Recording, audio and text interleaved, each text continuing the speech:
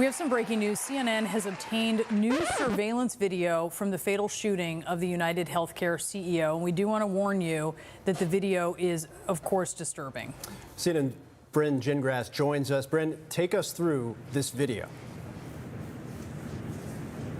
Yeah, Phil and Brianna. So we are only showing a few seconds of this video that CNN obtained, obviously, because it is very alarming to watch. Essentially, what we see in that video is the CEO, United Healthcare, Brian Thompson, walking toward the hotel here behind me, and behind him comes the suspected gunman that police are still searching for. So you could see how he approaches Thompson from the back. Before then, where we freeze the video, he fires those shots at Thompson. What you do not see from these 5 seconds, and I can tell you, is that we also see someone sort of running the opposite direction. So that is something, of course, that police are going to be looking into in this video, breaking it down frame by frame by frame to kind of figure out who might have witnessed this. They, of course, are going to want to talk to anyone who might have witnessed this. Again, it happened at the really front step of this entrance of this hotel, so there's possible some security there as well.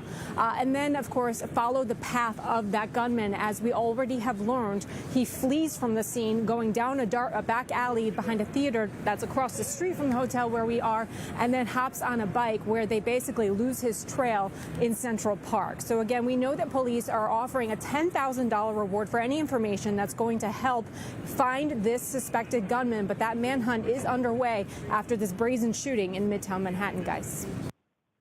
About an hour and 20 minutes before the start of the conference, is there any indication that he was going to meet someone? Because he...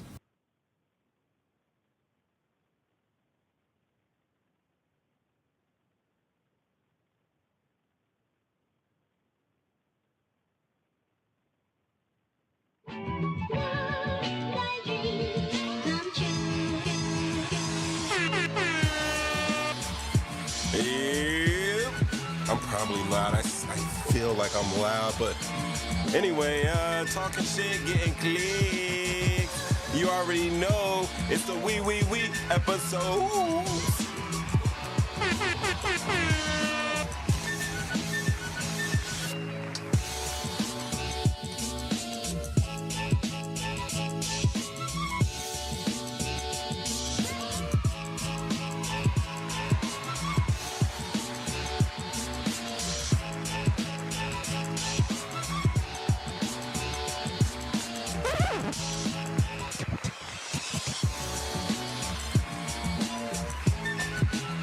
I said,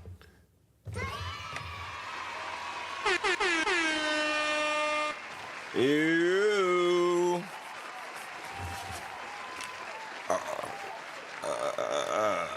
Talking shit, getting clicks. Here's our show for this evening. Oh, the applause is lovely. That's right. It's Mo 3 times. Welcome to the show. Welcome to the show. It's your midweek dose of the unexpected, the unfiltered, and let's be honest, downright jaw-dropping at times. I'm Mo 3 times. Give it up for me. Let me get some horns, damn it. All right, I'm your guide through tonight's roller coaster of topics. You see them fluttering by on your screen. And let me tell you, we've got a lineup that's going to have you laughing, thinking a little bit, maybe even yelling at your screen.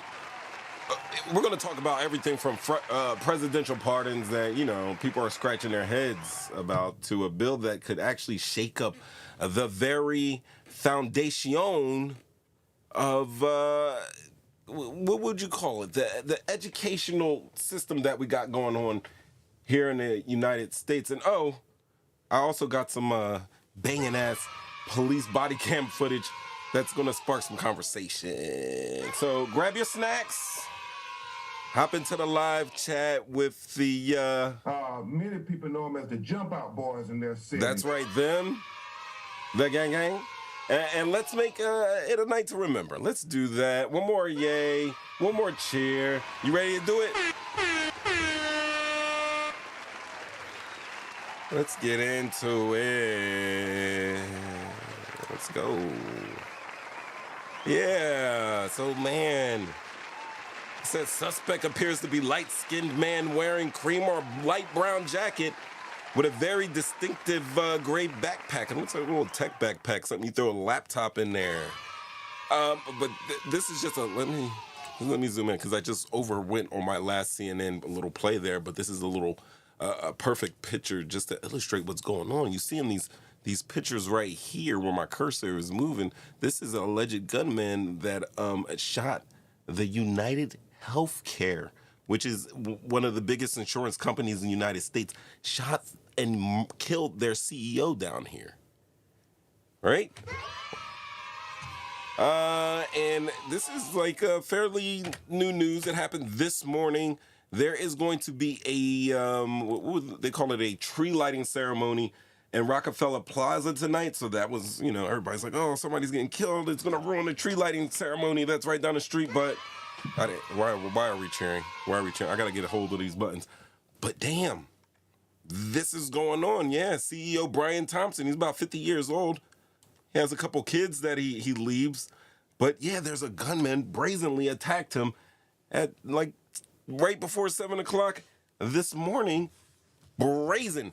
Now, in the video, you can see that there's a lady in the doorway. She's thinking she's going to get shot. She kind of slinks out of frame.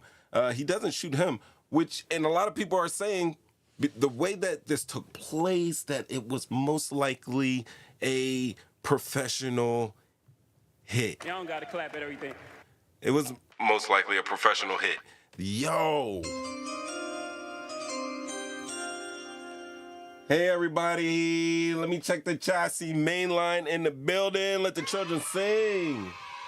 Ramid, let's keep it going. Cheering for the you. There is no we without you over there. Ramid, Cato's in the house. Everybody, love is here. You already know. Winopia, Wendy. Flashback.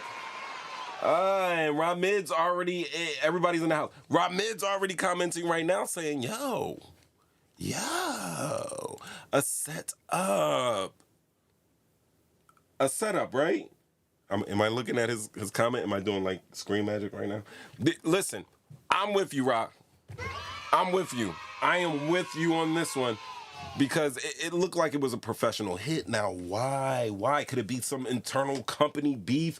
Could it be United Healthcare? Because we know these top corporations, these Fortune 500 companies keep hitters. Everybody got it. You got to keep a couple hitters on the squad. It doesn't matter if you're selling insurance, life insurance, health insurance, house insurance. It doesn't matter if you're selling the medical insurance or if you're selling straight fentanyl. You gotta have some guns. You gotta have some gunners.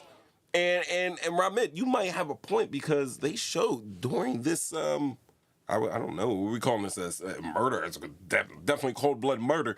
But this assassination on Brian Thompson's life, man, the guy fumbled with the gun and jammed.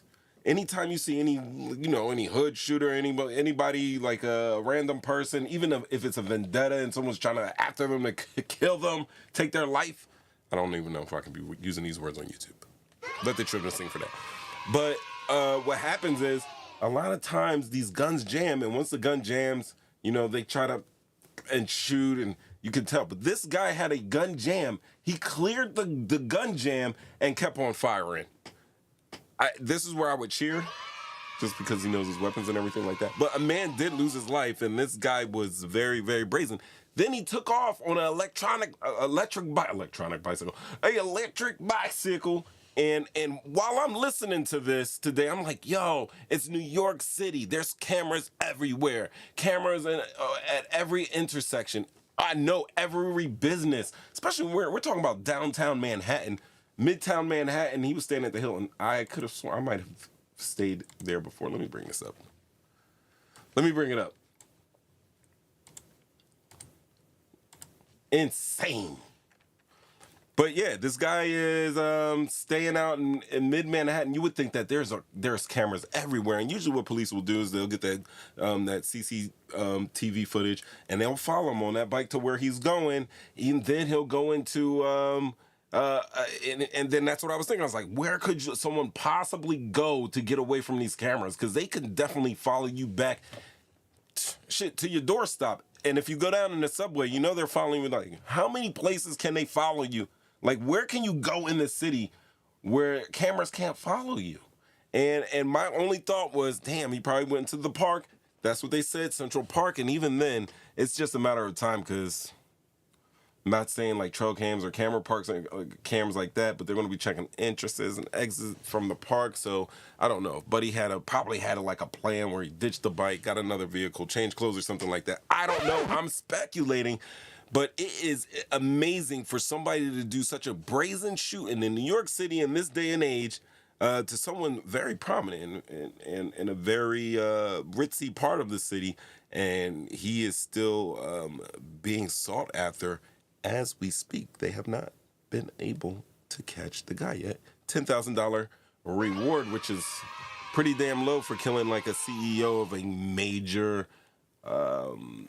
insurance company. But Ramid, as you say that, the setup, do you think possibly, is it like a competitor? Is it someone inside the company? Or could it be somebody, because we're talking about medical insurance, you know, somebody lost their loved one, a friend or a loved one, because the, you know, insurance companies, they're in business not to pay for people's care. They're there to take your premiums and get all the money, and they're trying not to give as much money as possible. And there's been a lot of talk, you know, over the years, decades and decades of abuse by insurance companies, and them getting sued and just leaving people, you know, leaving people high and dry, and could have been some type of revenge factor. We don't know yet, but just let me know. Let me know your thoughts in the chat. What do you think? Brian Thompson, CEO of United Healthcare, murdered this morning in Midtown Manhattan. He was at the Midtown Manhattan Hilton, and I need to see what this place looks like. I think we stayed here. It looks like we stayed here. I'm not sure if this is the one, but I'll bring up a picture of it right now for you guys. This is the hotel he was staying in.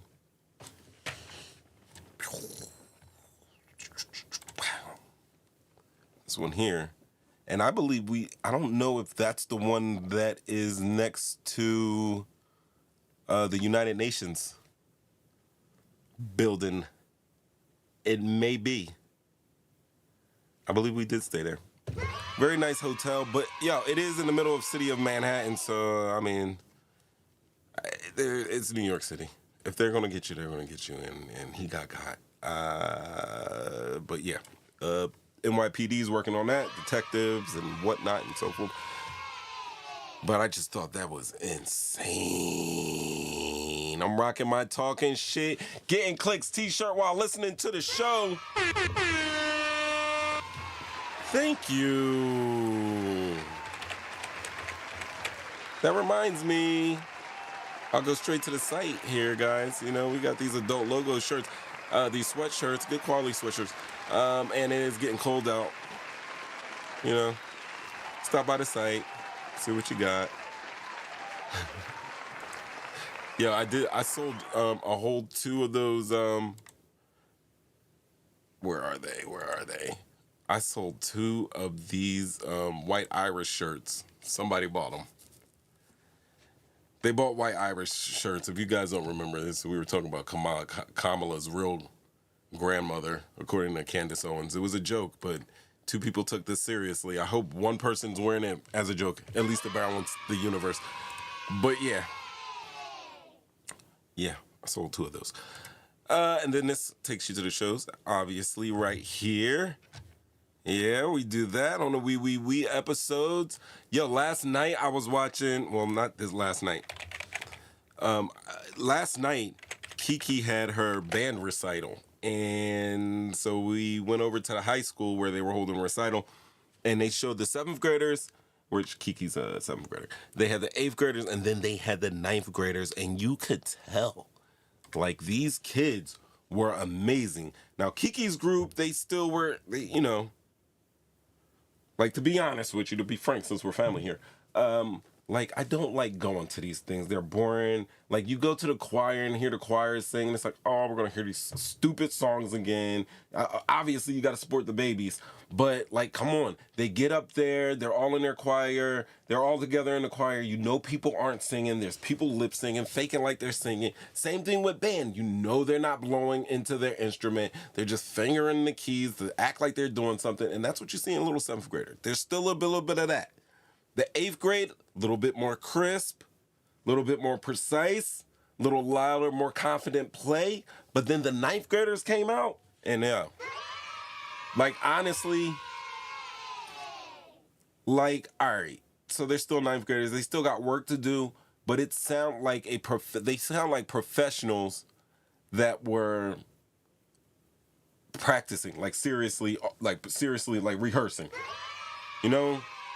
They're rehearsing so that when you get to the big gig, like you get to the pageant, like the boom, boom, boom, but you can tell, like they had it going, blending. They were playing for a band, you know, to blend and mix all that music together. They were playing, you know, pretty complicated pieces. But yeah, we were telling Kiki last night, stay that course. Because they are really working with those kids. And also I found out something interesting about New Jersey. They actually have teachers that specialize in percussion. So it's not like, all right, we're here, you just hit your notes and go there. Like, they talk about all of the things in percussion and everything. Are you talking smack? Well, I'm not talking smack about you. Look, Kiki showed up. Oh, she wants something to eat. Come on, sit down. Sit down, pull up a chair. Watch your hair is caught on my light. Why are we talking smack about me? I mean, I'm right here. Come defend yourself. Right, so then don't come next time. I told you, don't come. Are you serious? Yeah. I'm never going to any of your recitals again. Bet. Well, I'm definitely going to 8th grade because you guys are going to be better. And I was just telling the truth. Come on, slide over here. Throw those headphones over there and tell the people. Tell the people what you want to do. I mean, you're crashing my show right now. I love it. I love it. I don't love it. Well, that was super nice of you for saying that. Huh? That was super nice of you for saying that. For saying what? Saying that my shows are boring. What shows are boring? You said, oh, the concerts are boring. I don't feel like going. Did I say why? Huh? Do you think that my opinion is off? Like, there's nobody up when you guys are in choir, just like kind of lip syncing and just kind of being there, kind of nervous? No one's lip syncing. Stage fright. They're all singing out. Are they all singing out of their diaphragm, or are some of them going, Feliz Navidad, Feliz Navidad, Feliz Navidad, Prosperos años, felicidad. That is not even what it says. I know, but still, my Spanish is off there. Yes. All right. So, like the little kids don't be singing out. And you think Here's the microphone. Go ahead. What am I supposed to say? What do you mean? You're wrong? I mean, keep that same energy that you had when you bust up into my studio with this. Then don't come. All right, fine. You guys heard it, and I don't want no. I don't want no heartbreak. Let's not talk smack. Peace out. Play your instrument with your full lungs. Okay. I mean, keep that same energy on your baritone as you had walking up in here. All right. All right. Bye. Peace. Look at that. Controversy. She came up in here and blacked out on me. Is she wrong, ladies and gentlemen? Let me know. 313-825-5557. Kiki is upset because I kept it a whole ass buck about going to these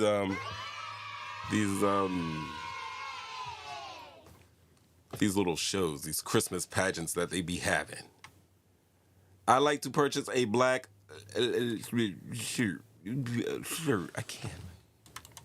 But it says purchase. We're going to get you on here. Where is it? Chat select. There it is. Black long sleeve tee. I got you. Long sleeve tees. Oh, did I have long sleeve tees? Don't worry. They're coming. They're on the way. Thank you. Thank you for reminding me. Anyway, yeah. The kids were great, and I told them, yo, stick with it. They're going to be great because the 9th graders are awesome. So maybe 2 more years. So she'll be in 8th next year. I'm not going to that because we just had that conversation. But 9th grade, they'll probably be better. And we'll be all right.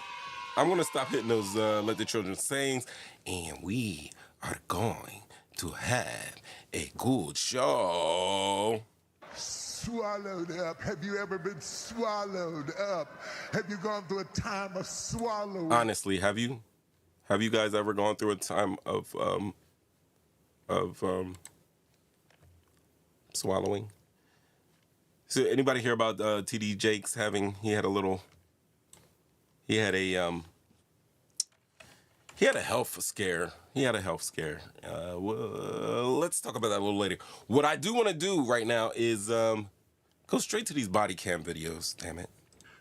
Many people know them as the JumpOut boys in their city. Let me get this here. Let me do that there. Wrong screen. There we go. And let's play.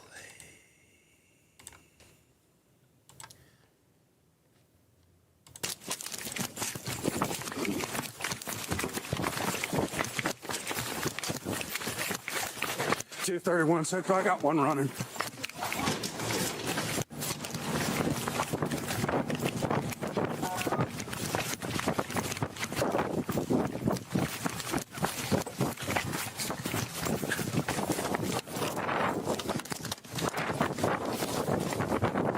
Get out of the car.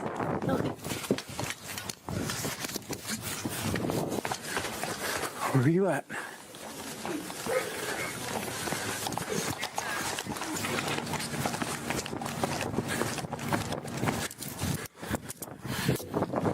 Yo, I gotta stop that right there. Because you know what? I think I got a better, here we go. This On is the whole February story. 5th, 2024, Yeah. officers responded to Coles in reference to a shoplifting in progress. Hey. She's in the changing room right now. She's got jewelry and some clothing in there. She tries to conceal on her person. I got footage from her in the past from store and stuff like that. Okay. Y'all have an LP office? Yeah, I got her over here on the right. All right, so we already seen this lady. Oh man, I gotta split up. Changing room. All right, so now this lady's in the dressing room. She's been known to shoplift at Kohl's. This is ridiculous. First and foremost, like honestly, I don't want to make it a race thing, but do we really go to Kohl's like that?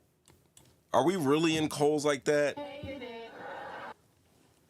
I use Kohl's to, turn back some Amazon because they are good for Amazon turn back. Anyway, this lady's been stealing. She's in Kohl's. It looks like a loss prevention officer or a store manager has called the police, and they're like, listen, she is still in the dressing room as we speak, stuffing stuff into her clothes, and she's going to make a getaway with it. Let's like that. I'm going to do some speed ups here because, there's a lot of Y'all have walking. an LP office? Yeah, I got her over here on the right. Where's the room?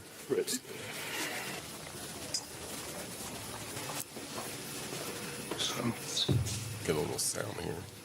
What does she look like? African female, braids, gray sweatpants, black hoodie with a white symbol. Okay. No, we'll wait right here for her. Black lady with gray sweatpants, white symbol. You heard it. Braids. This guy's getting out the car. They splicing it together. It's coming back. Now, it's been recent. I was going to fill out police report. I got all the evidence and everything. Just haven't had time to put in a police report. Been busy. I got you. He got you. Officers keeping it calm. Oh, by the way, before I go even further there, let me tell you what. I am jacking somebody's material here on YouTube, which is, it's all right, but I have to give out a shout out. Yo, check out Body Cam Watch. If you got any time, go to this YouTube site. They have a channel just like mine, except it's nothing but crazy body cam vids. We're going to watch 2 that I curated for your watching this evening. This is the longer one. The other one's like 2 minutes. And this one's like 9 minutes long. We're not going to spend 9 minutes on this. I'm going to get to some key parts post-haste. 2531, where you at? You might need to clean the lens on that. It's a little foggy. If you come in the store, we're going to be in the center by these. All right, let's go. It's about to go down. All right, so he's walking to the store. She's still in there. Some time has passed and she's still in there. There we go. Come here. Sir. Go ahead and come with me. Well, I ain't got nothing, sir. Come it. She's running. She's off. This looked like me, Winnie chasing me through Bradley's back in '86. 231 Central. I got one running.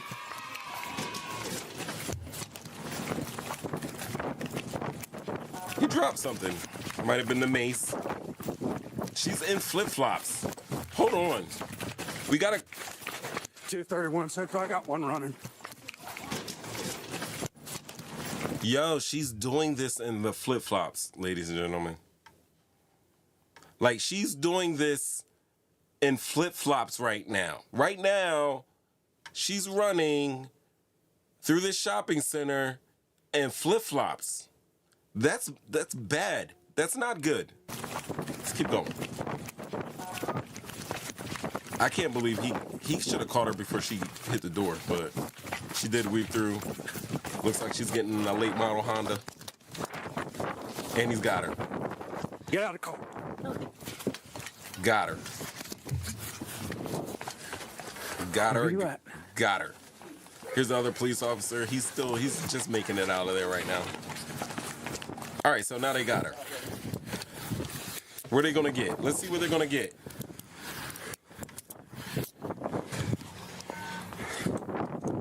We're right out front. She's in custody.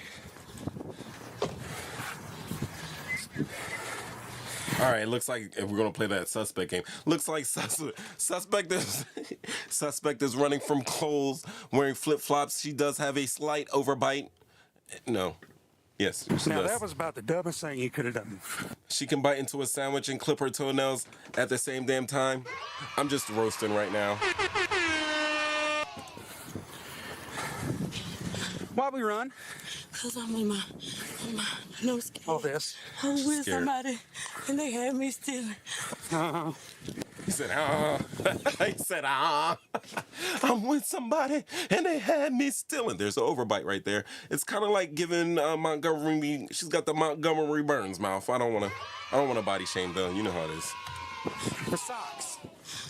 Going to jail for socks? Like, I don't think you see. I can see from right here. That is a Nike sign, and that says dry fit. Those socks are must-haves, especially for the holiday season, guys. Like, they are. They are. I'm going to tell you something a little bit about these Nike socks. Let's not even play around. Let's not play these games real quick. Let's not play any games. Hold on. I done hit the... This is not what I'm going to do. All right, so she's talking about, but let's go to this. Let me show you what the Nike socks are looking like right now. Like, they are like regularly $30 for a 3-pack in some places. She went to Kohl's to get them. They right now are $19.60 on sale at Kohl's. Now, I know this for sure. This is what these little young jits are wearing. Just some plain old white, crispy, dry fit Nike socks. You see the length? You gotta have the length. Don't get them no ankle sock. Don't do that. You know what I mean? You can get the smaller ones, but they can't be the no-shows. Don't get no Nike no-shows for these children. Matter of fact, I'll take a pack too. You can get me 12 to 15s. That's because my feet big. But like, really, Christmas time, this is what these kids are getting. I'm gonna get them some Nike socks and a gift card so they can buy some more Nike socks. Now, I'm not sure if you can rock the black ones. I would think you'd be able to rock the black ones, but I know the white ones are the ones that are in style. Not the gray, because I'll do the gray. Not the browns, but these white, crispy, dry fit ones. And also, earlier today, I went to go add some to the cart. They didn't have them in there, but now it looks like they restocked. So if she wants to go into the Kohl's near where I live, then she might be able to get some of these Nike socks. But look, she's risking her freedom for some Nike socks. All right, they're going to bring her back in to process her, walking her back, walking her through the store. She's called. She's embarrassed. They're taking her to the back room. You got gloves? All right, so right now there is no female officer here. They're going to have to search her because she is shoplifting, so they're going to kind of need her to cooperate with this search because it's only males in here and it's kind of weird. Yeah, I see it. All right, hey, look at me. You're a female. I'm going to search you. I'm going to walk through what I'm doing as I'm doing it, okay? Okay. Which means before, like the guy pulling back on her underwears right now, he's kind of in violation. Technically he's in violation, but honestly, looking through here, I'm sorry for attacking.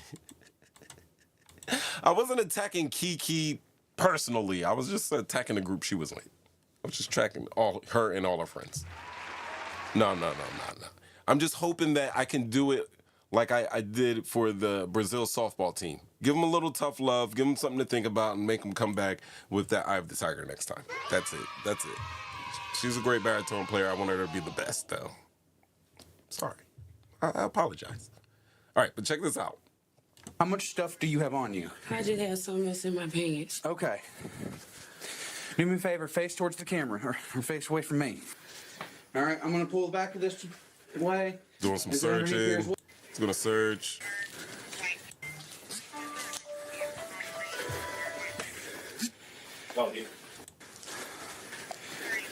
Case number.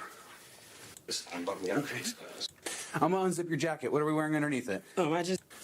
All right, just getting Look searched. at me. Because you ran, you have an extra charge. There we go. Okay. You are going to go to Perry. Okay?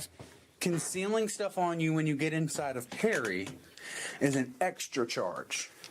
Did I miss anything? No, sir. Okay. He's letting her know if you got more stuff, I'm taking you to the county, basically. If they find stuff on you, you're going to get more charges. You're a minor? How old are you? My November 14, 2002. How old are you? Listen to this again. She's trying it. Not me being a minor, I got it. You're a minor? How old are you? My November 14, 2002. How old are you? Hold on, sir. Hold on a second. Let me get my dates. 2002? Yeah. You're 20. You're not a minor. She tried it. Minor are people under the age of 18. Okay. Okay. That should be a $300 bracelet somewhere as well. Where's the bracelet at? I left it. You left it? Did you take it out of the packaging? No, yeah, I left it in the thing. Nah, yeah. Okay. Like right now, she should just be quiet. I don't know if you heard, but multi warrants. Okay. I think 2 through bid 1. Now hold on, right here. Now if they get a female officer out there, right? Finally, and listen, people get caught shoplifting from these department stores every day. I'm sure she's seen a lot of these calls, but If you heard, but multi warrants. Okay. But look at her face. Right now, this officer right here, she's not a police officer. She's acting as a judge right now. Look at her face. Look at the face. Look at the face. Look at the face. I think 2 through bid 1 through Look, Cobb. did you see it? Bib and Cobb? Yeah. Gone. I've got More of you the already got face. Look at the face. Look at the face. I don't know what the total was. All right, she's going to jail, ladies and gentlemen. We episodes. And shoplifting. Okay. We episodes. We're live, as you can tell. Yo, call in now. Let me know. Was I wrong for giving my take on the kids' concert that I had to attend yesterday? 313-825-5557. Was I harsh?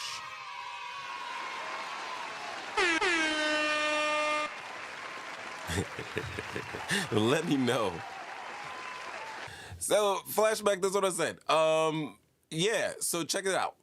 How did he get to search a female? They can ask. Police officers can ask you to, what is it called? Starts with a C. Cooperate.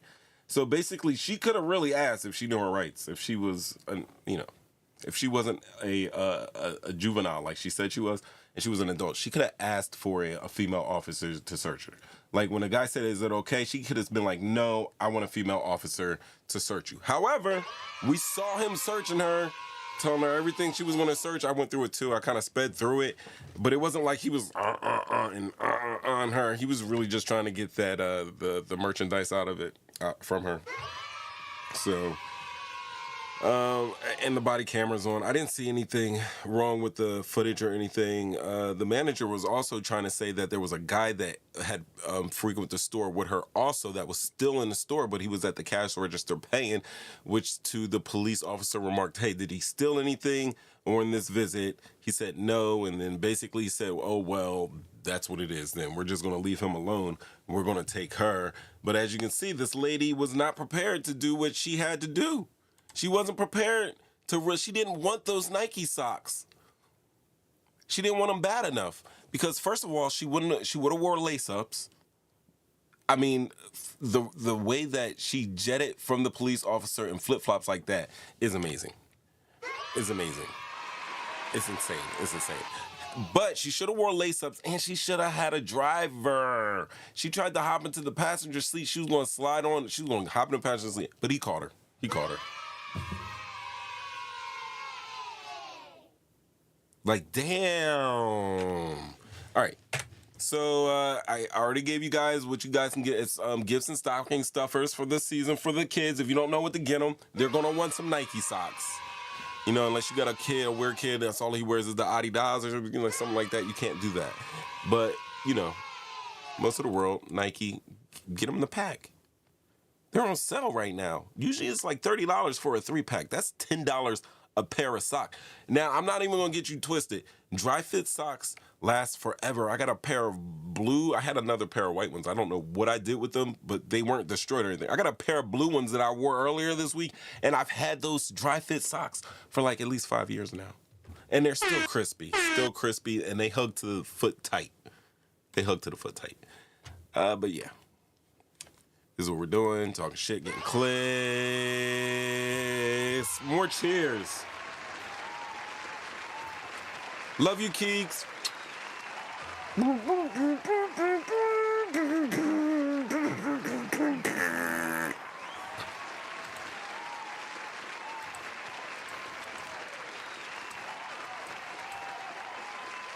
No, not either. It's probably, I'm pretty sure it's in the videos. Anyway. There's something about, I think, did they make something where, do we have to,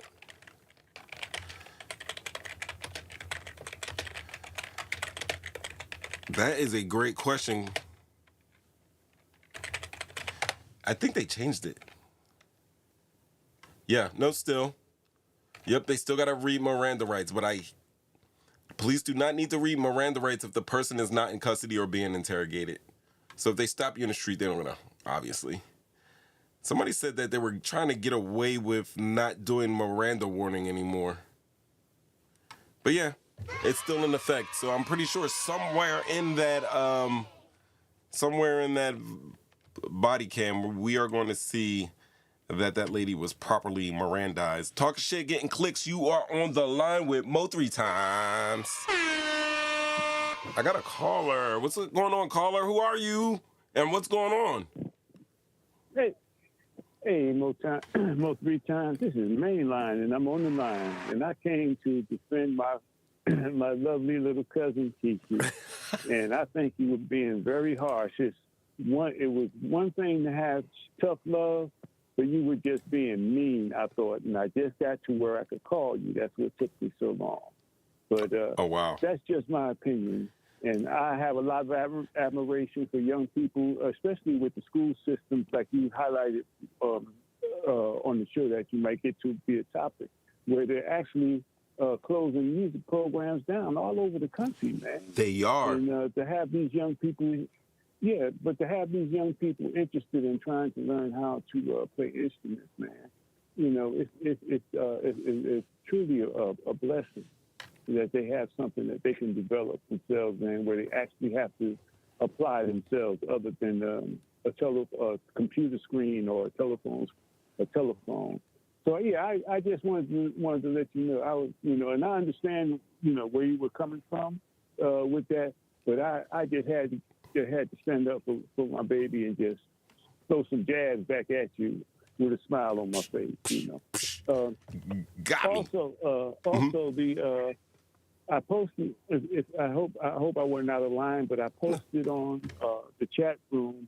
It's a movie called Thunder Soul, and it's about a high school band that from the Houston school system, Cashmere Houston school system, and they were all over the country winning contests. Now, the music teacher, the professor, Conrad Johnson, he's legendary here in Houston, and they would travel all over the country and the world as high school students because he trained them to play like professionals. They didn't play like that. And they traveled and competed all over the world. So I just want to say that, I know him personally, and he's a good friend of mine. And the reason why I'm sharing that with you is because of what you brought up about the Kiki and her young people. And the music. They are the future, man. They are. If you get a chance, and to all of us that's listening, the movie is called Thunder Soul. And anybody out of Houston from Hubert Laws, the Laws family, Kirk Whalum, Archie Bell, anybody that had to deal with music, they knew Mr. Conrad Johnson. They call him Prof for short for professor. The documentary is very, very interesting. So if you get a chance, just check it out. Definitely. Okay. I appreciate it. I ain't gonna take you away, but I had to come. I had to come in because it sounded like Kinks needed a little help. So I want you to know I will always be with her. You know it. Let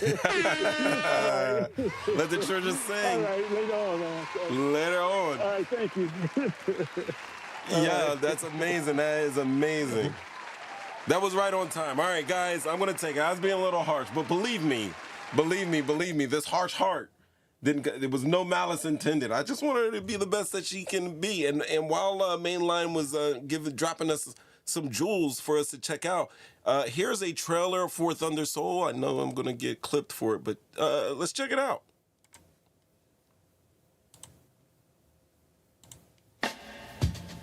If there's no drummer, there's no timing. Can you hear the drummer? At a time when everything was changing. It was the 70s. It was sexy. It was afros. It was girls. They were the hottest, baddest band around. We were called Thunder Soul. We was the bomb. It was the baddest band in the nation. And they brought the funk like no one else could. But they were just good. Not good as in good. Good as in God created the world to be good. And the cold part about it was they were only in high school. Now. Hey, everybody, what's going on? What's going on? I probably showed too much, but there you go. I know I'm definitely going to check it out because I like to get my groove on, and I love documentaries, and it seems like they got a lot of good, real-ass footage from these kids taking lessons with the professor there. So let's check it out. Thunder Soul. That's the trailer I just showed. Mainline was so beautiful and wonderful to recommend this to us, and this is something I'm definitely going to take a look at. He said Mr. Johnson's specialty was the alto sax. That's what I played. I played them saxophones. And I agree. Like I said, we saw the 7th graders a little, 8th graders a little pushed out more, a little bit more complicated music. But the jump that I saw from the 7th graders to the 9th graders, just those 2 years of tutelage, was amazing. So I can imagine, with the professor here at the Cashmere stage, with the Houston's legendary Cashmere stage band, did with those kids, because, man, you imagine, and Mainline had it hit the nail on the head when he said, like, it's just one of those extra skills that you can develop, and it will get your mind off of those screens, these phones, and this internet just for a little bit of time. You get you breathe into those instruments, you learn a little bit math, you get your rhythm on, you learn how to read music. I don't know how many percentage of the people in this world can read music, but I'm going to tell you, they are few and far between. I am a mean man. Yeah, I should get on Mo 3 times case playing a sax. I don't know. She's got a baritone. She can't. Let's see face. She's gonna be all right. She's gonna be all right. Don't get me twisted. I don't go in on these kids that I don't think have the potential to do things. If I see you slacking, I'm gonna let you know, hey, you slacking a little bit. I know that you can do this. And I know that Kiki works hard because she was showing me a baritone, and I mean, 2 days in, she was showing me, I was like, yo, let me see if I can do it. And I tried to blow on that thing, and damn it, I almost gave myself the TD Jakes. We'll talk about how I damn near gave myself the TD Jakes towards the end of the show. We will do that. All right, so we'll check out Thunder Soul. Let me throw that over here on my list.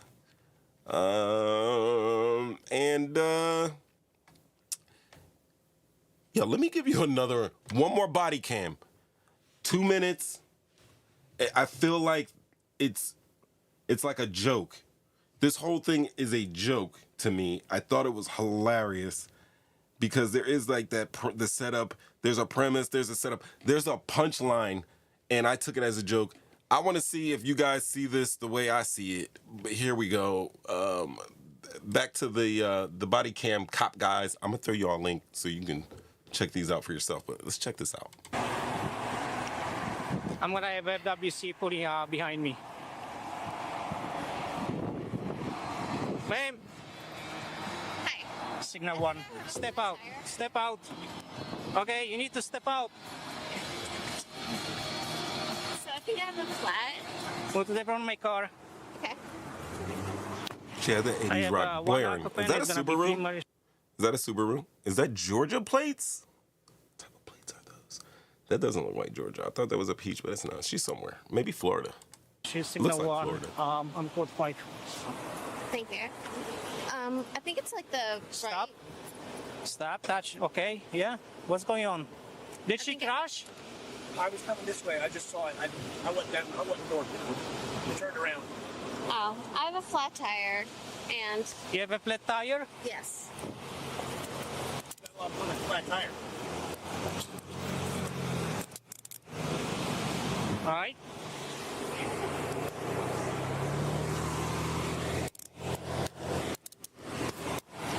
And we're taking code 5. She'll faint. Got it? Stop moving. Stop moving. Okay. I need another unit to go north of me and check what she hit, if there is another car involved or not. Her car is basically was driving on the rim. The front passenger side tire is not there anymore. All right, stop moving, okay? Okay. I need you to stand in the front of my car. What's going on? Nothing. I just was trying to get home, and my tires aren't working. Your tire is not working? Yeah. Okay, where are you coming from? Summerland. Okay. Yeah. What did you hit? Did you hit anything? Did you hit another car? Can you stay with her?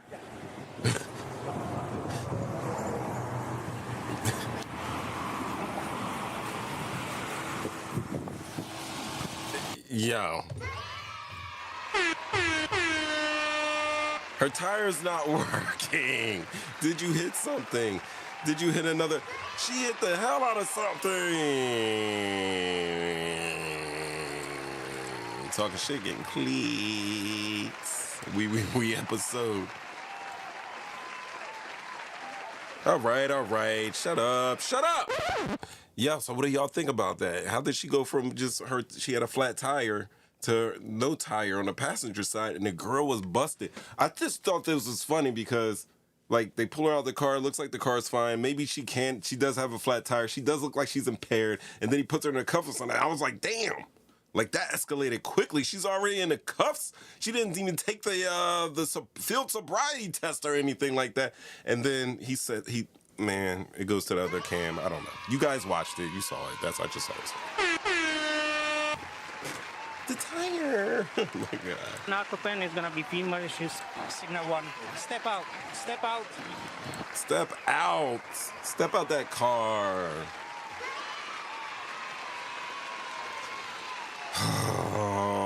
now it's time.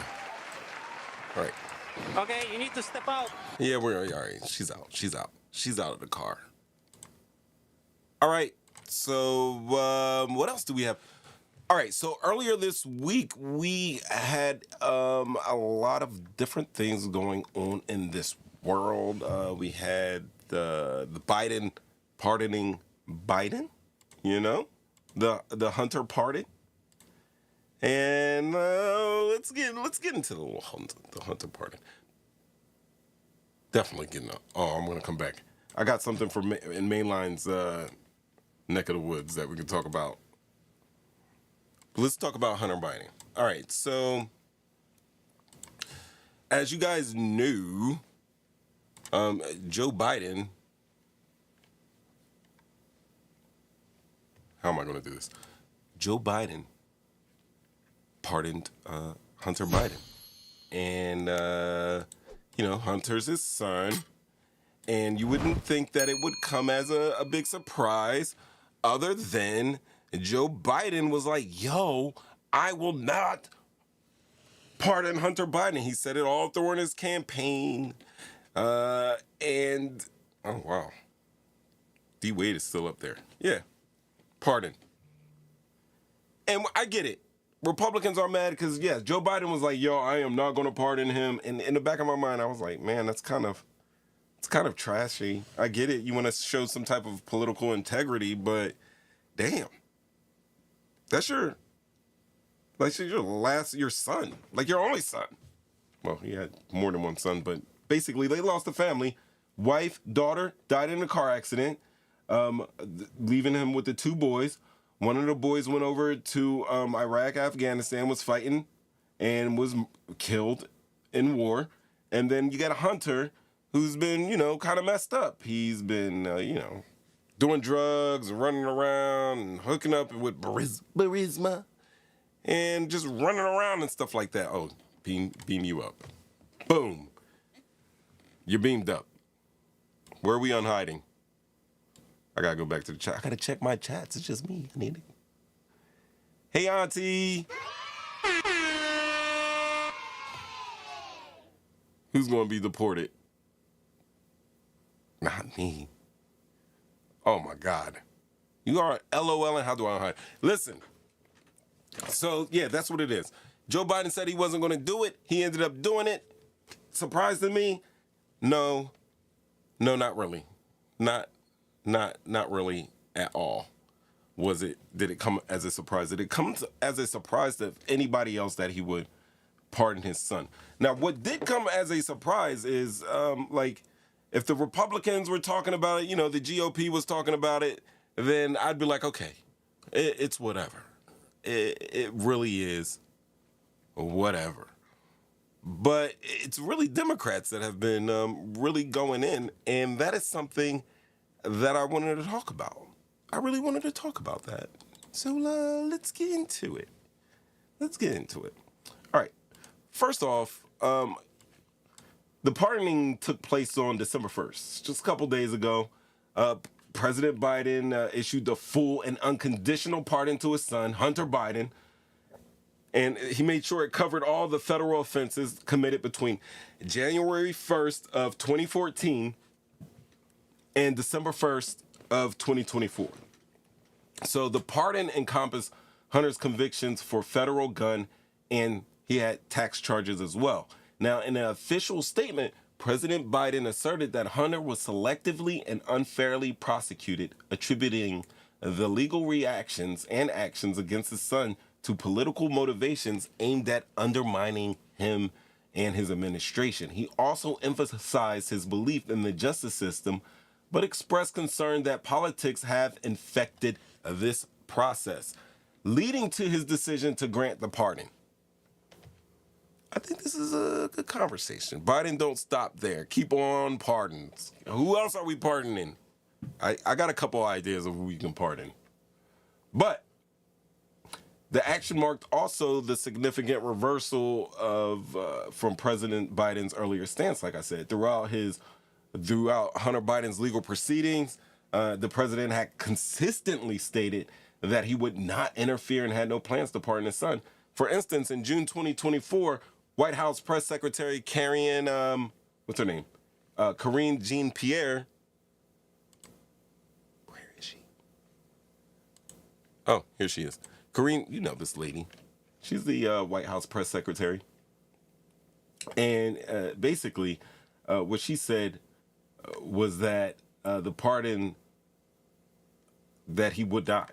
She reiterated that President Biden would not pardon Hunter Biden. Now, the pardon has ignited substantial controversy and criticisms from across the political spectrum. Okay? And critics argue that it undermines the integrity of the justice system, because that's what critics do. They critique. And it sets a concerning precedent. And that's what President-elect Donald Trump condemned the pardon as: abuse and miscarriage of justice. We'll get back to that part on pardoning people as an abuse and miscarriage of justice. But in response to the pardon, Hunter Biden acknowledged his past mistakes. He got pardoned. He said, yes, I made mistakes. And he said during a period of addiction, he expressed gratitude for the clemency. He stated, I will never take the clemency I have been given today for granted, and will devote the life I have rebuilt to helping those who are still sick and suffering. And I think that's a great plan and a great way to go and a great way to respond to something like that, right? He admitted he did wrong.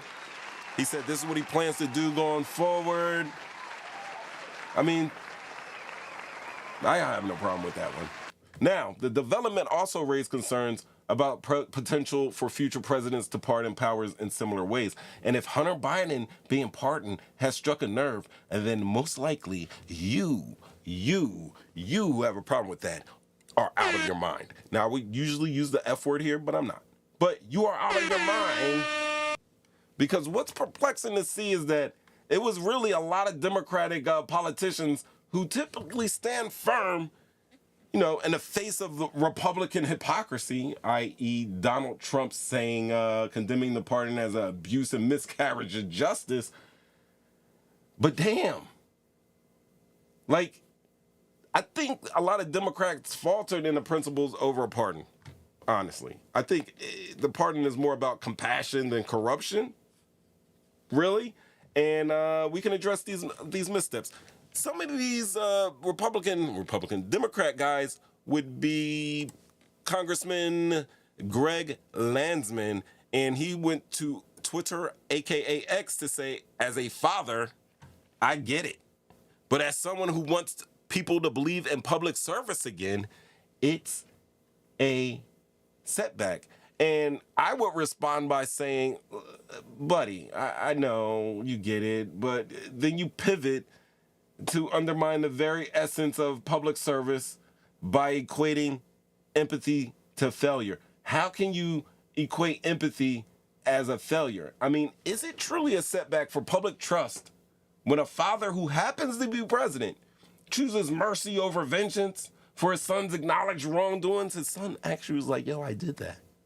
Or is it the real setback, the willingness of some leaders to, perpetuate the myth of unyielding impartiality?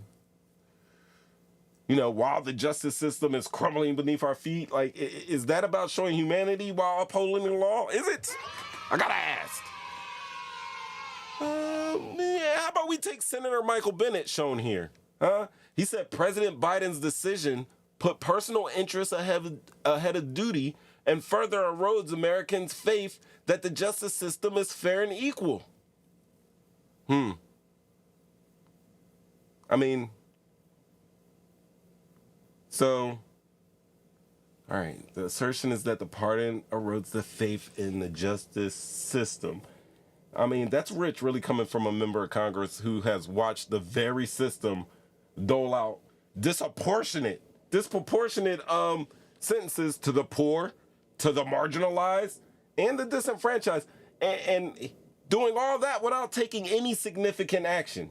I mean, if Americans' faith in justice has eroded, I don't believe it would be Joe Biden that eroded that faith. I'm going to say it was probably decades of legislative inaction. Decades. How about mass incarceration policies? Maybe it's just because the justice system is, I've observed it to be kind of skewed in the favor of the wealthy and the well-connected. But now I guess, according to Senator Michael Bennett, Hunter Biden's situation is now a watershed moment, right? Is it? Or we can take Representative Greg Stanton. These are all Democrats, you know? He claimed that not a politically motivated prosecution, while ignoring the glaring patterns of a selective outrage and of the targeting of political figures, families. I think that's naive at best, and it's disingenuous at worst. I mean, furthermore, let's not pretend that Hunter Biden's offensive, as serious as they are. All right. They exist in a vacuum. There was a lady saying that she was like a parole officer or something like that, and she said she has never seen anybody ever facing parole or probation for, the gun charge, getting a gun while under the influence of drugs. I think there's like a bigger picture here, though. There has to be. There definitely has to be a way bigger picture. I mean, like, the real scandal, I don't believe, is a father's pardon. I think it's the double standard of political discourse that we have in this nation right now. I mean, when Donald Trump issued like a litany of pardons for allies, for sycophants, for people who face far graver January 6th charges, I mean, these same critics were either silent, like this guy. They were silent, like this guy, or they were just lukewarm. Just Uncle lukewarm.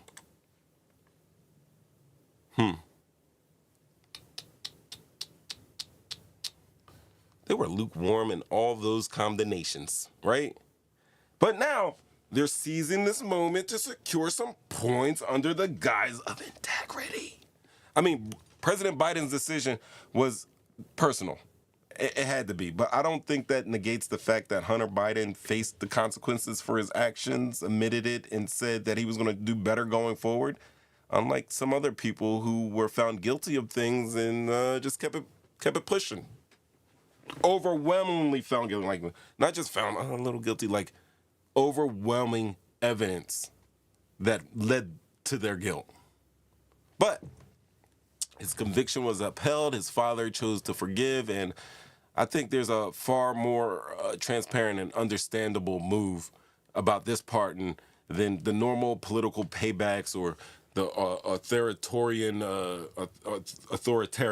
whims. If anything, I think the act reminds us that justice sometimes must interact with grace, and I think that's a nuance lost on a lot of people. So all in all, I think instead of clutching your pearls over a single pardon, I think some of these Democratic leaders could channel that energy into reforming a justice system that is, unfair, that punishes the vulnerable while letting the powerful escape unscathed.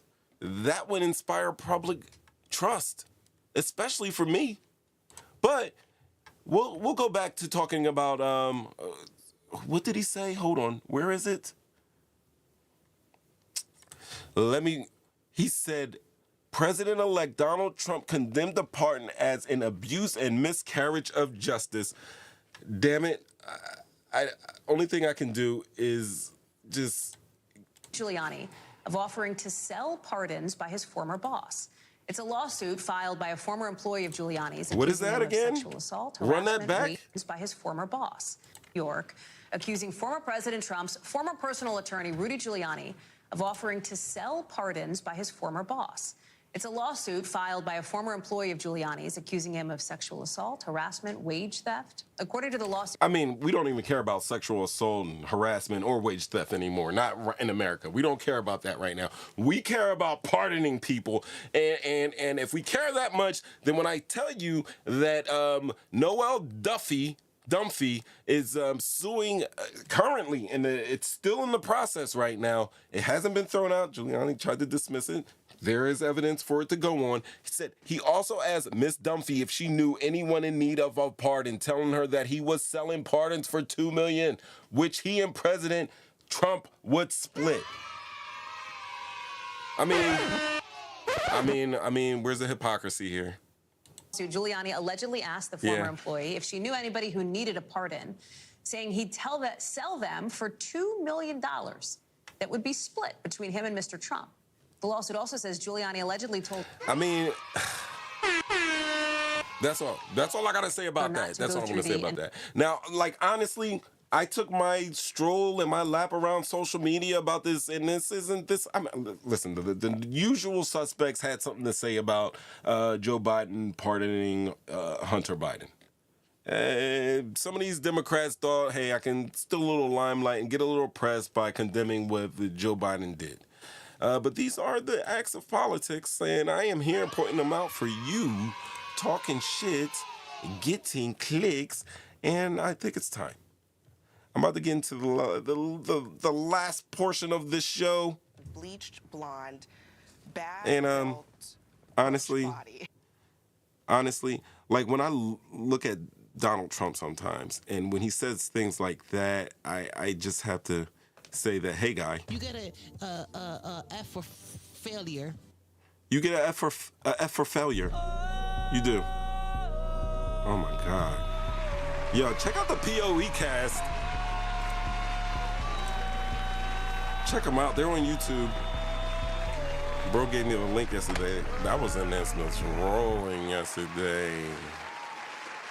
Well, this morning. I had to go watch Kiki last night. Had to go watch Kiki. I was watching Kiki. I hope she's not listening because I didn't hear Kiki. I didn't hear her playing her instrument. I'm just fucking with y'all. Of course I did. I heard her. Now I gotta be nice. Now I gotta be nice.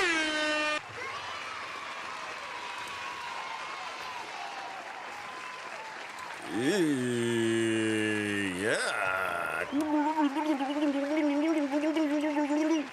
Yo, that man was selling pardons for $2 million. I could have sworn, like, I reported this on, like, a show before. I remember that, and I was like, yo, like, when I heard this and I heard people, I was like, maybe Trump is going to be quiet, because he's been quiet for these last couple of weeks. He's doing his thing. But, yo, of course he had something to say, and I was like, oh, man, your mans was selling pardons on behalf of you and him.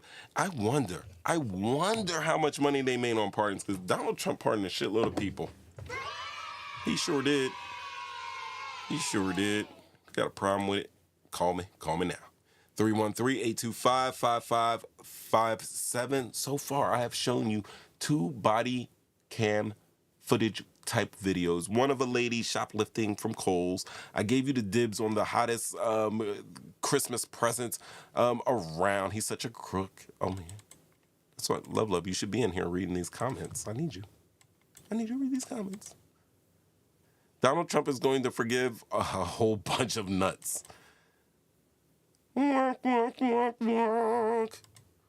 He's such a crook. Shaking my head. There it is. Scotty's beaming you up. Yeah, I've heard people say that that's a great conversation. I heard people say that he should pardon Trump. And that's amazing. That's amazing. I don't know, like, how about Assata Shakur? How about, I don't know, where, the Philadelphia area I'm from? Mumia? Huh? You know about that? Let's talk about Mumia, because that's an interesting case that I read about. I read about Assata Shakur's case, too. A lot of fuckery going on there. You know, there's a lot of people that should be pardoned. There should be a lot of people pardoned posthumously, or however you say, after death, that we deserve. But, yeah, there's going to be a whole slew of people. Maybe I should move my, I don't know what I'm, yeah, but that's what's going on here. And what else? Who else? However else. Let's talk.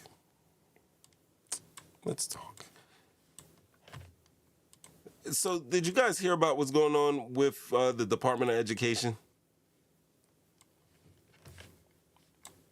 Anything? Department of Education?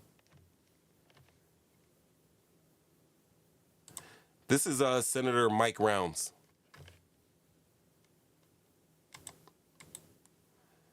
Let me bring this up here. I'm going to tell you a little bit about Senator Mike Rounds. Just a little bit.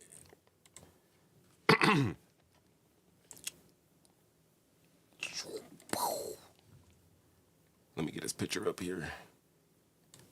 Department of Education. I'll just go straight to it.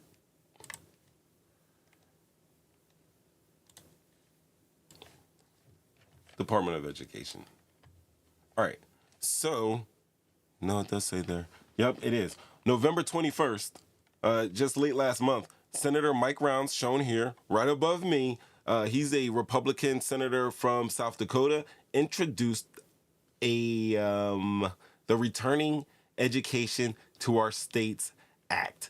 Let me show you this. This is what we're here for.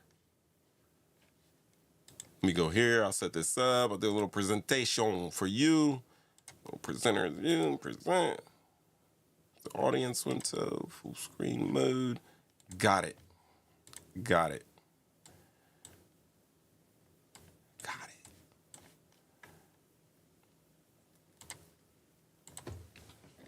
Right?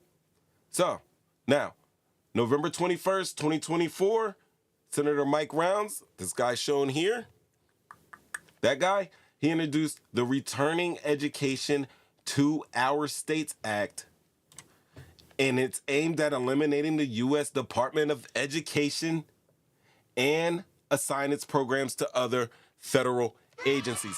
Here is the first page of the bill, and it states up here, to abolish, which means to get rid of, aka eliminate, aka get rid of, cut, Department of Education and for other purposes.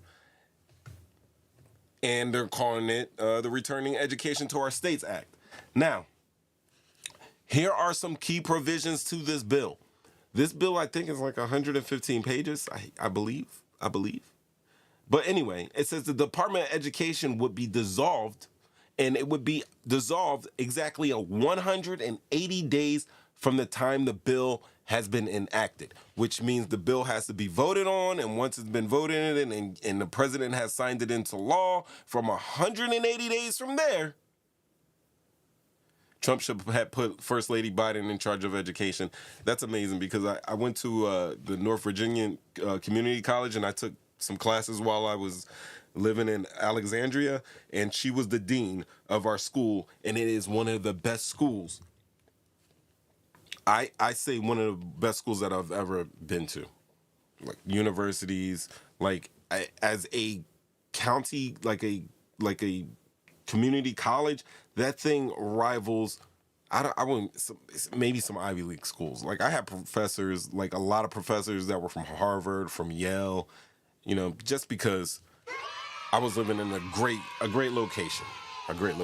So, yeah, those people got to eat too. Anyway, so they're going to dissolve the Department of Education. Once this bill is enacted, if it gets voted in, President Donald Trump is going to sign it into law. This is one of the things that he absolutely, positively ran on. If you were paying attention to the election, this is one of the things that he ran on. This is one of the things that is contained in Project 2025, the mandate for 2025. And that is something that you guys probably need to get a copy of. You don't really need. You can get a PDF here, and it will tell you exactly. And they are following this game plan to a T. Not saying that, hey, Donald Trump said he didn't know anything about it, and it's possible because he doesn't read. But it's kind of impossible because all of the people that are involved with the architecture of that plan, they all are buddies and work with Donald Trump. I am sure that has crossed his attention before about these mandates that are in this plan. I think this is what he meant when he said he had concepts of a plan. His concept of a plan was Project 2025. Chill. All right? But yeah, once he signed into law, 180 days, less than 6 months later, they are going to get rid of the Department of Education. Now, there are some things that the Department of Education runs, really. Look at this. This is our budget. This is our budget. 29.1% goes to the Department of Defense. About a 0.5% goes to the Department of the Treasury. 1.7% goes to the Department of Homeland Security. 9.9, almost 10% goes to the Department of Veterans Affairs, which you could probably tie that into the Department of the Defense, giving them damn near about 40% of the budget. We spend 3% of our education. 3% of our budget is dedicated to education right now. 3%. The other 55.8 is Department of Health and Human Services. So we're talking about, health, Medicaid, Medicare. We're also talking about HUD and all these other human services that people are afforded because of these programs that they have in the federal government. So yeah, a lot of our stuff in America is healthcare.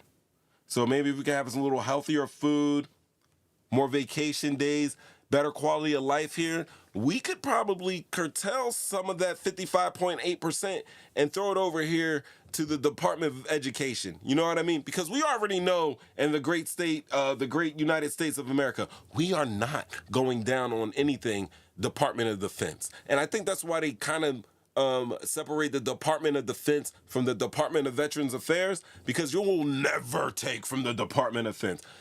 Department of Veterans Affairs, you can scoop a percentage or two away from there. People will let that happen. The average American will allow that to happen.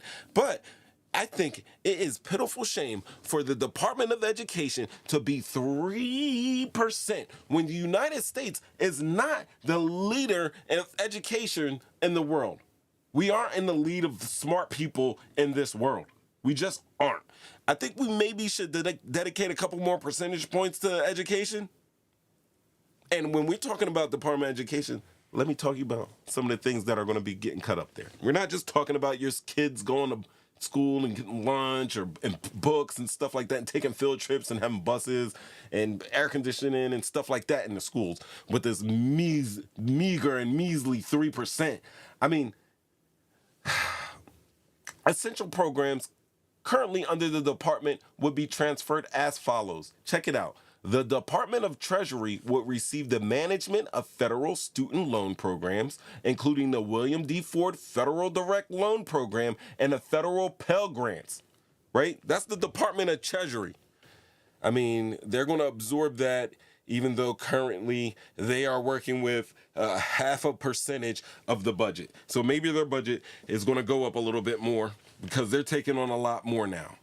Then the Department of the Interior are getting the programs for serving Native Americans, also Hawaiian students, and programs such as the Alaska Native Education Equity Program. I mean, it says education and equity, and they're getting rid of DUI, so that's probably going to go out the door anyway, so Interior doesn't have to worry about that. And Indian Education Formula Grants, I mean, those grants are for Indians. They're specifically set aside for Indians, and the way that they've defined it now, that would be woke and DEI, which means it would be racist to white people who weren't afforded those opportunities as these Indians.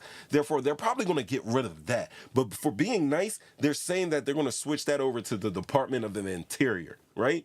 These are educational programs that are going to be swapped over to the Department of the Interior. Next, Initiatives like Individuals with Disabilities Education Act, because before like the 1960s or 70s, if you were disabled, if you couldn't hear, if you were blind, you had to go to a special private school. You couldn't get any really public education. States didn't have to give you education, right? But don't worry. The Department of Health and Human Services, with their 55.8%, is going to go up a little bit more because they're going to take over the Disabilities Education Act and the American Printing House for the Blind, so they can print the Braille books and everything like that. Now, the Department of Labor is going to oversee the vocational and adult education programs, including the National Technical Institute for the Deaf. So your wood shop guys, your automotive guys, your metalworks guys, they're going to be overseen by the Department of Labor, right? And then finally, the State Department will administer and oversee international education programs like the Fulbright Hayes programs for international students and everything like that. So what we now have is we got the dissolution of the Department of Education, and other than the programs that I just listed that are going to the Treasury, the Interior, the Health and Human Services, Labor's, and State Departments, everything else is going to be just handled specifically by the states. Now, listen, I'm a patriot. We're still in words. Like, I believe in smaller government. I believe in states having the rights to do things and go their ways, but there are some issues. But moving forward, the proposed elimination of the department does raise questions. It raises a shitload of questions. It raises a lot of questions. Right? Let's go back. How about the future administration of federal education programs and funding? I think critics have expressed concerns that redistributing these responsibilities, as I just mentioned, could lead to some inconsistencies in education quality. And that's coming across all of the states. Additionally, I think the legislative process required to dissolve a federal department is complex. And it kind of necessitates significant political support. And we don't know right now if that support is locked in for Belton. But in summary, Senator Round's bill seeks to decentralize federal control over education, and it reflects on a broader political movement towards state and local governments in this sector. Now, the proposal's success will depend on legislative deliberations and a balance of political power in the forthcoming administration. And to explain to you, the United States, before the Department of Education came, schools were ran a certain type of way.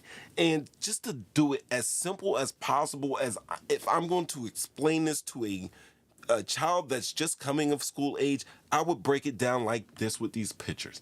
I would let them know that, hey, check this out. We're going to talk about unfair schooling. This is why the federal government stepped in and created this department, because a long time ago, some states gave more money to schools for white children and much less schools for black children, although we had a law of separate but equal that didn't pan out. And this actually made the black schools crowded and poorly equipped. And then nextly, there were the segregated schools. In many places, schools were divided by race, and black and Mexican American kids had to go to schools with fewer resources and teachers, which weren't there. Do we see? Got this nice, they got boards, they got pictures. Looks like they got paints. They got to have paint and pictures to paint those colors. There's one Asian student in here. But then we go over here. They got a blackboard. They got planks. There's no heat in here. There's no air conditioning in here. And it seems like for lunch, these kids are going to go get their sharecrop on. All right?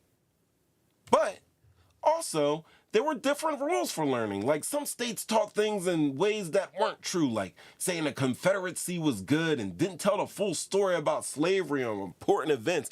And because of that, we had outcomes like this shown in these pictures. Also, How about the children with disabilities? They couldn't often they couldn't go to school because states didn't have programs to help with them.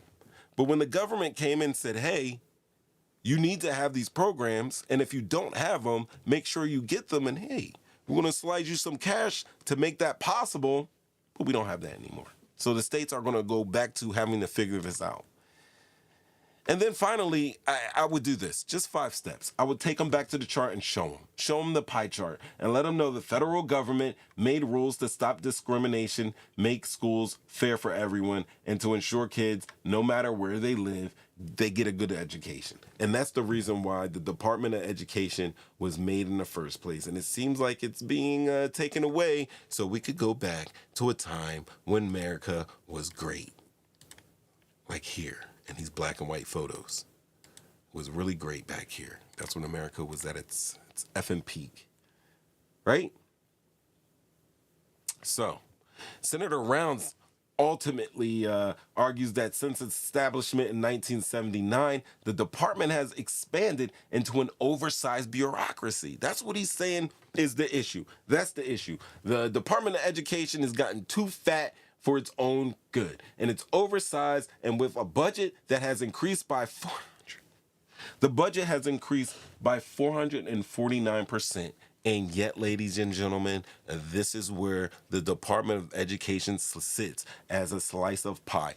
Actually, if you're looking at this and you're talking about, remember, if anybody went to public school, you know that you've been through this because I've been through it. You get the pizza party, right? They roll out the dominoes, and then you get this slice of pizza, so you can make like 82 slices of pizza out of one pie, and everybody can get a slice, or maybe 2.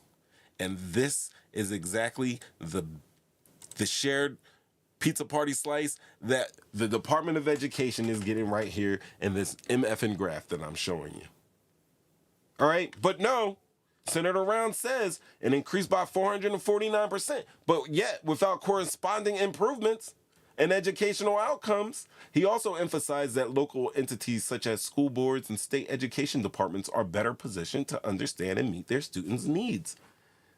Yeah, so when you got to tell the black kid with dreads that he has to cut his hair, or else he's got to leave math class, there's going to be no pushback at all, no protection for that student to have his dreads. I mean, the introduction of this bill aligns with President-elect Donald Trump's campaign promise to dismantle the Department of Education and return educational control to the states. And Trump's nominee, Linda McMahon, Vince's old lady. We did a show on Vince and his perverted ways. I'm pretty sure his wife, he knew about that. But never mind that.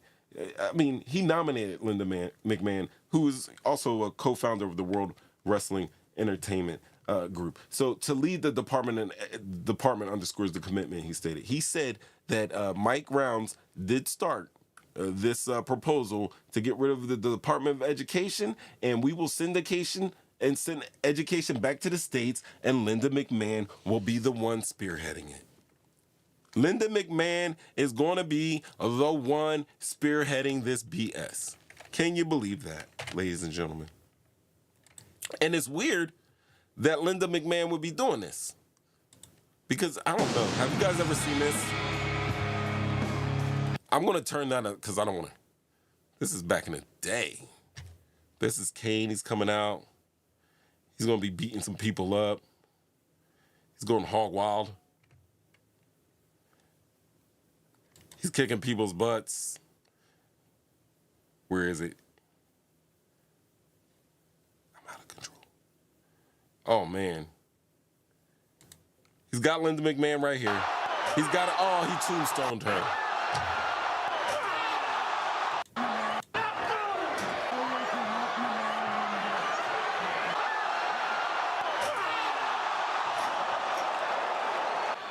That's crazy. I think Kane is actually a senator somewhere.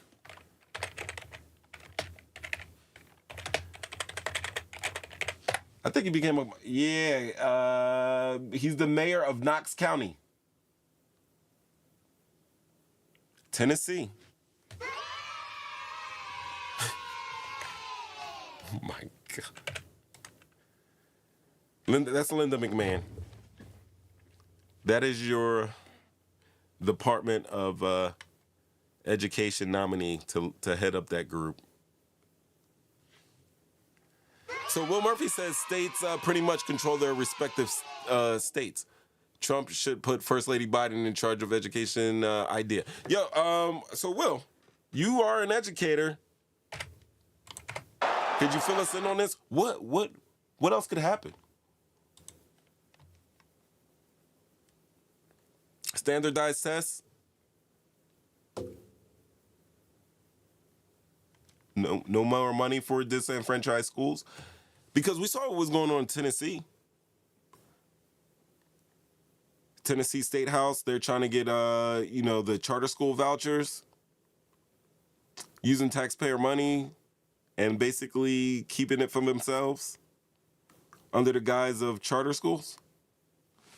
Does this make it easier to defraud the educational system in each state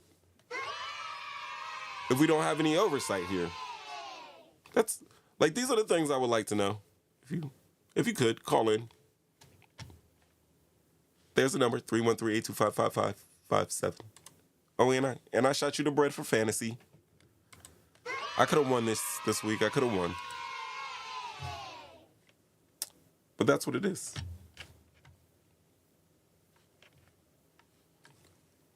I can't believe I did that.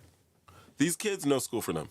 No school for them at all. Oh my God, I'm on time. All right. Maybe we could do TD Jakes tomorrow because I'll be on here all the time. Bleached blonde, bad built, butch body. Man, what's gonna happen to these kids?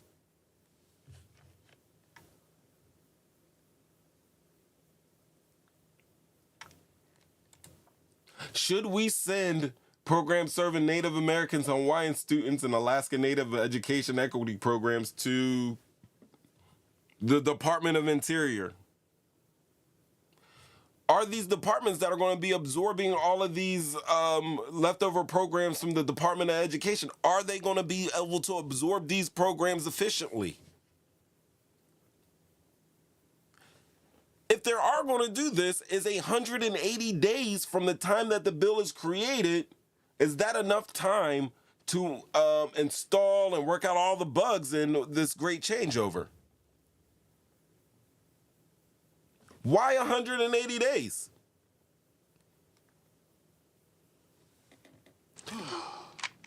What's the good that can come out of this? If anybody knows, let me know in the chat. Groovy. Let me know in the chat.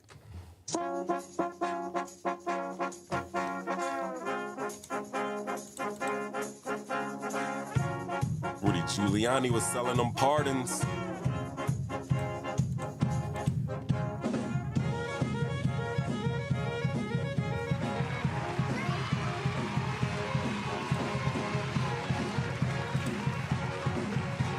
Holla. Let me know. All right, guys. It's been crazy today. He's killing it. All right. Let me get you right. It's a wrap. It's a wrap for tonight's show. We tackled the big stuff. Biden, pardoning Biden. The Department of Education shakeup, jaw-dropping body cam footage we saw. But the conversation doesn't stop here. Keep the chat alive. Drop your thoughts in the comments and let me know what's on your mind. And don't forget to like, share, and subscribe so you never miss this madness. And hit the notification bell to stay on top. Give me more. Stay in the loop for next week's show. You guys have been amazing. Thanks for Mainline for coming in. I appreciate all the comments. You've been amazing. JumpOut Gang, all of you guys. Until next time, stay loud. Stay curious, and most importantly, stay you, because without you, there is no we. Talking shit, getting clicks, both 3 times. And this is the point where I hit the music. I hit the music. If I can actually find the music, I hit the music, and then we're out. Then we're out of here. But I mean, you don't have to wait for the music or anything like that. But I'm definitely about to play the music. And there it is. All right, I said it. Don't forget to like, share, and subscribe so you never miss the madness. Hit that notification bell to stay in the loop for next week's show. You guys have been great. Jump out, gang, gang. And until next time, stay loud, stay curious, and importantly, stay you. Because without you, there is no we. More 3 times. Check me out on Twitch. I'll be out there.